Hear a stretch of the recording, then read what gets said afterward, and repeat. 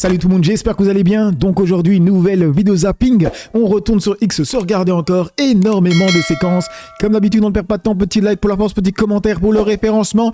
Et pour ceux qui sont sur téléphone et bien sûr qui sont gentils, merci de booster la vidéo. Allez, on enchaîne avec la première séquence insolite et qui est clairement insolite. C'est une femme qui a subi des opérations de chirurgie esthétique et c'est clairement raté. Regardez-moi ça. Je coupe le son parce que c'est copyright.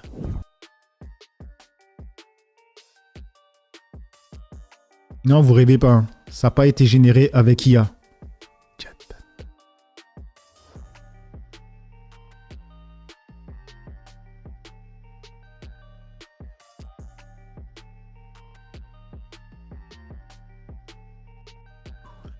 Mais qu'est-ce qu'il est con, l'être humain. Qu'est-ce qu'il peut être con. C'est une faute.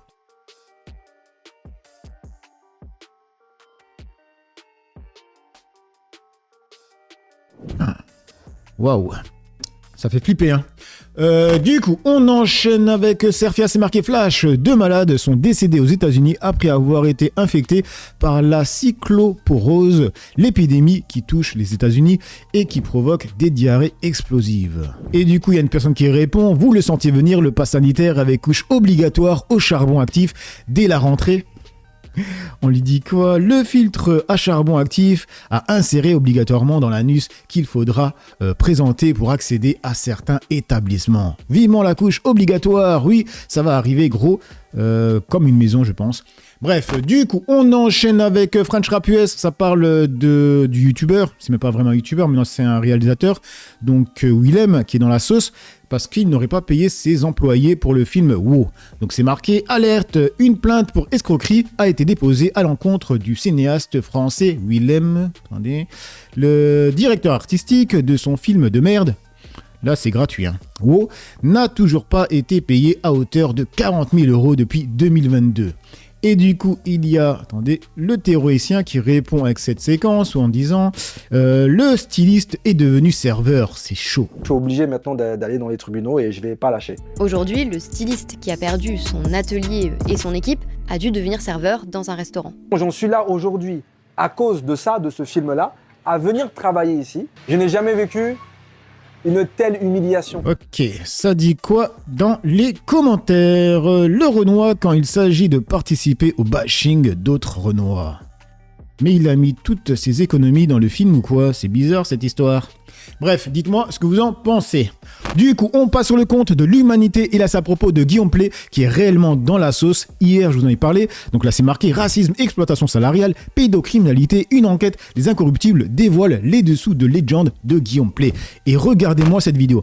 En fait, ce compte TPZ avait fait une vidéo sur Guillaume Play. Elle a été censurée sur YouTube. Et regardez ce qui s'est passé. Il a reposté une vidéo et vous connaissez l'effet Streisand. Ben c'est ça. Là, c'est vraiment l'exemple pur. La vidéo, en un jour, elle a fait plus de 800 000 vues, 70 000 likes. Et attendez, regardez sur le téléphone. Elle a fait plus de 4 millions. Plus de 4 millions de boosts, les amis. Là, je vais booster devant vous, tant qu'à faire. Attendez, on va faire ça comme ça.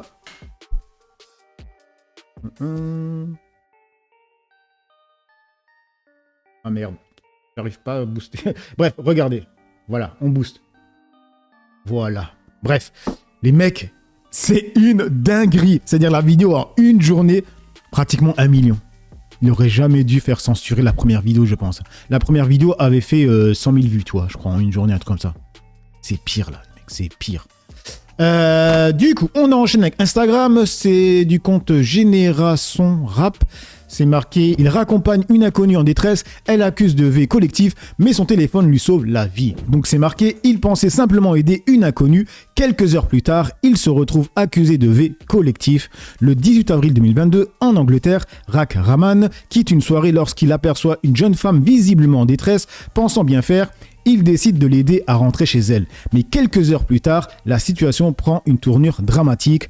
La jeune femme affirme avoir été victime de V collectif et accuse notamment Rak Rahman d'avoir participé aux faits. Il est rapidement interpellé et se retrouve au cœur d'une enquête criminelle. Pour lui, c'est le début d'un véritable cauchemar. Mais les enquêteurs vont alors se pencher sur un élément déterminant, son téléphone portable. Appels, horaires, données de localisation et autres éléments numériques sont minutieusement analysés. Peu à peu, les informations recueillies semblent contredire le récit initial et remettre en question les accusations portées contre lui. Les poursuites visant Rahman sont finalement abandonnées, mais l'affaire ne s'arrête pas là. L'enquête se poursuit et la jeune femme est finalement reconnue coupable d'avoir fabriqué cette fausse accusation en 2023. Donc un an après, elle est condamnée par la justice britannique pour avoir fait perdre un temps considérable aux enquêteurs et causé un important préjudice aux personnes qu'elle avait accusées. Cette affaire rappelle une chose, à l'ère du numérique, un téléphone peut parfois devenir une pièce essentielle d'une enquête. Les données numériques ne remplacent évidemment pas une enquête complète, mais elles peuvent permettre de vérifier les déclarations, de reconstituer une chronologie et parfois de faire émerger une vérité totalement différente du récit initial. Vous pensez que les données d'un téléphone devraient systématiquement être analysées dans ce type d'affaires? Et bien sûr les mecs, c'est une folie. En fait, quand tu lis ça, t'as même plus envie d'aider un être humain, sérieusement. Du coup, on enchaîne... Avec Focus, c'est marqué un homme craque après un énième contrôle de police et décide de les confronter. T'as marre de votre racisme latent. C'est toujours les mêmes que vous contrôlez. Assumez-le. Assumez-le, votre racisme latent. Assumez-le. Assumez-le. Assumez-le. Vous vous êtes fait racketter toute votre vie, vous voulez humilier les gens comme moi. Vous vous êtes fait racketter toute votre vie. Tu fais ton super-héros. À embêter les gens, facho. J'en ai ras-le-bol. On n'a pas le droit d'exister tout le temps, vous contrôlez les mêmes. Tout le temps. Je suis en règle. L'assurance, elle est là, elle va me mettre un PV sur l'assurance.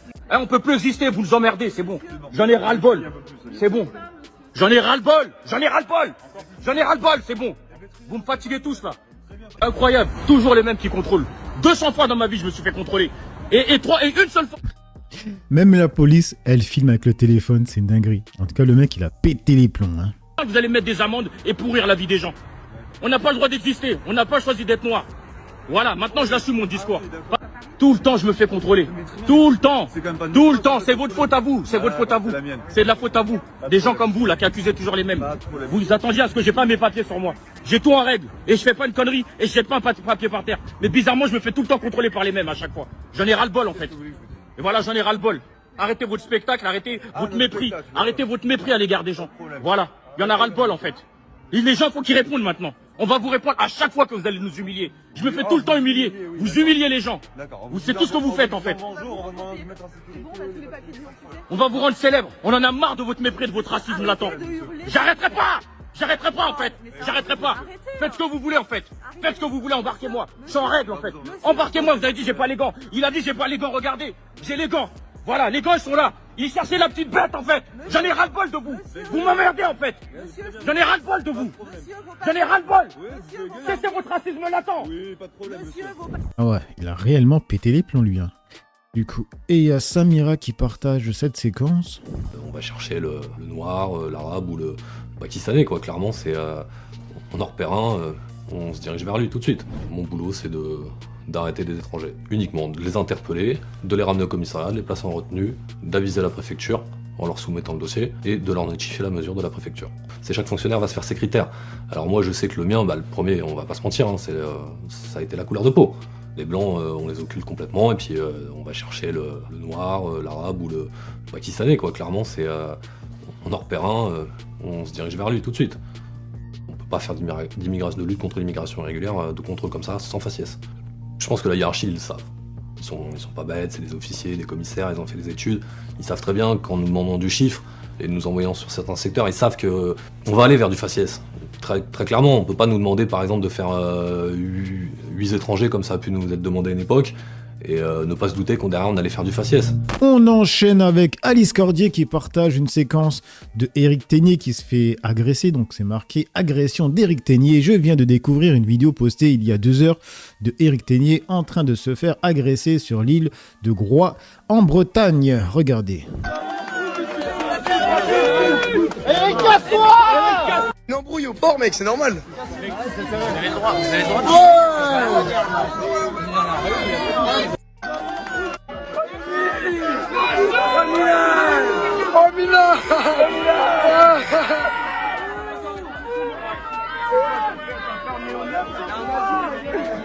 Ah, le gros néo-nazi. Oh, le nazi. Il appelle les flics de nazis. Remarquez une chose, hein. Il n'y a pas un noir et un arabe, donc c'est des antifas, tu vois.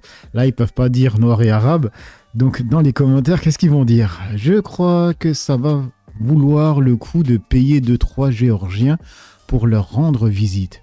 Donc là, l'immigration, c'est ok. Putain, mais les racelards, putain, mais c'est une dinguerie comment ils sont cons. Quand est-ce que les vrais Français vont se réveiller? Les vrais Français.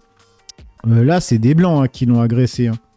Je dis ça, je dis rien, parce que si ça avait été des Noirs et des Arabes, vous inquiétez pas que dans le tweet ou bien dans la vidéo, ça serait précisé bien grand, en majuscule, hein, les mecs. Waouh. Du coup, on enchaîne avec le compte de Bali Bagayoko qui partage une image avec Sark Nafo qui a dit « Quand un politicien vous dit que c'est gratuit, ça veut dire que c'est vous qui payez. » Sark Nafo réagit à l'annonce de la gratuité des fournitures scolaires à Saint-Denis. Et du coup, Bali Bagayoko qui dit Sark Nafo, députée européenne du parti Reconquête et figure d'une droite nationaliste et ultralibérale, découvre que les impôts financent les services publics. Quelle révélation!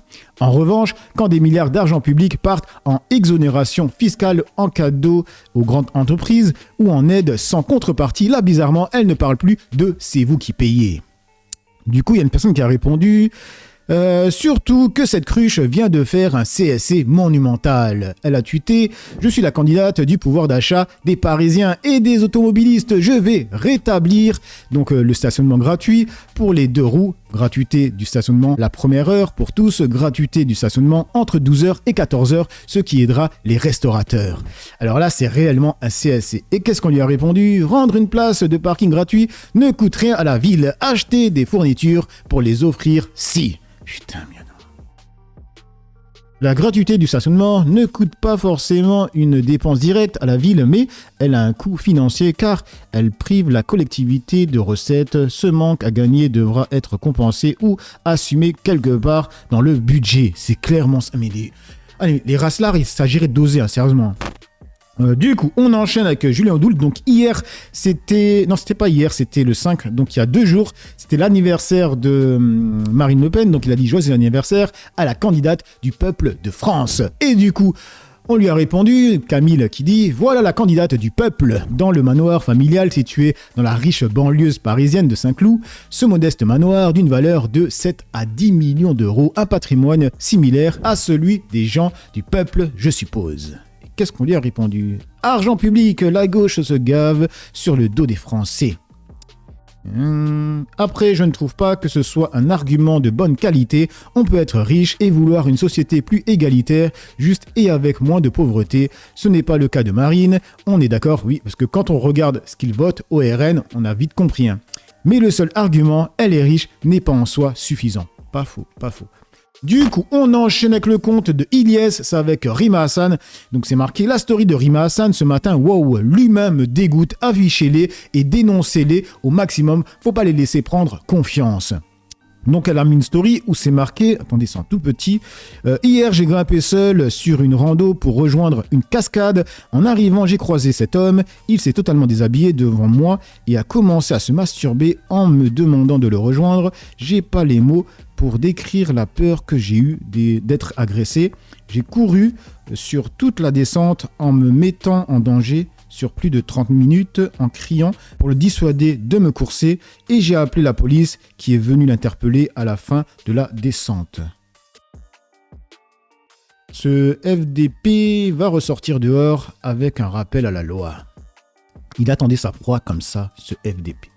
Bref, du coup, on enchaîne avec le compte de Henri de Turenne. C'est marqué le général Chauvency a une fois de plus dû refroidir les ardeurs de ce journaliste de LCI qui reprend sans le moindre recul la propagande de guerre de Zelensky. Chaque année, retenez ceci aussi, c'est déterminant, la moitié de ces troupes d'actifs engagées sur le terrain. Oui, alors moi je suis très dubitatif sur tous les chiffres annoncés, parce qu'ils ne sont pas annoncés d'abord par les Russes, ils sont annoncés par les Ukrainiens, sont annoncés par les Américains. Quand on me dit 30 000 morts par mois sur le terrain... 1000 par jour. Oui, ça fait quand même pas mal. Hein. Alors, peut-être que c'est comment une armée pourrait fonctionner avec de telles pertes, vous voyez. François, peut-être mort, Oui, blessés c'est ou pas que les disparus. morts, je pense. Oui. Ça peut être les trois. Oui, ça fait beaucoup. Peut-être qu'on va parler de 1000 victimes par jour, non? Oui, alors je reviens sur les chiffres. Les chiffres, D'accord. personne n'est capable de les confirmer, sauf en les affirmant. C'est ce qu'on entend depuis des semaines. Oui. Il y a 30 000 par mois qui meurent. Et n'oubliez pas aussi ce que disait le Syrski, l'ancien chef d'état-major ukrainien. Mon objectif, c'est d'en tuer plus que ceux qui sont recrutés tous les mois. Ça, on avait des chiffres sur le recrutement mensuel. Je pense que là, ils sont peut-être fiables du côté russe. On disait qu'il y avait 30 000 hommes recrutés par mois pour aller en Ukraine. Maintenant, les pertes, c'est un autre sujet. D'abord, le jour où on me donnera aussi les pertes ukrainiennes pour comparer, ça permettra de mieux voir le rapport de force. Ça n'enlève rien au fait que le bilan comptable russe est probablement lourd. Ah, il est lourd. Il est lourd. L'année dernière, on en était, d'après des chiffres un peu plus officieux, à en gros entre 130 000 et 150 000 tués russes contre environ 60 000 Ukrainiens. Toujours sous réserve, hein. C'est des chiffres. Bon, là, on avait un chiffre qui était à peu près, je dirais, vérifié, notamment par des ONG, notamment du côté russe, qui avaient analysé les notices nécrologiques et qui permettent d'avoir quelque chose d'à peu près approchant, non pas la vérité, mais un peu plus objectif. Le reste, on est dans des chiffres de propagande. Quelle armée pourrait tenir avec 30 000 morts ou blessés ou disparus par mois? Ça fait 360 000 par an. Oui. Et sur 4 ans. Alors, dans les commentaires, aux dernières nouvelles, 10 jours, Zelensky annonçait 50 000 morts côté ukrainien. Franchement, cette guerre, dans quelques années, on saura que c'était une hécatombe des deux côtés. Hein. Du coup, on termine avec Focus, c'est avec Itamar Ben-Gvir qui dit « Continuez à compter, nous continuerons à détruire ». Dans une nouvelle vidéo de propagande, le ministre israélien Itamar Ben-Gvir se met en scène et annonce le nombre d'habitations détruites dans les villages palestiniens, tout en affirmant qu'il continuera à les détruire. בן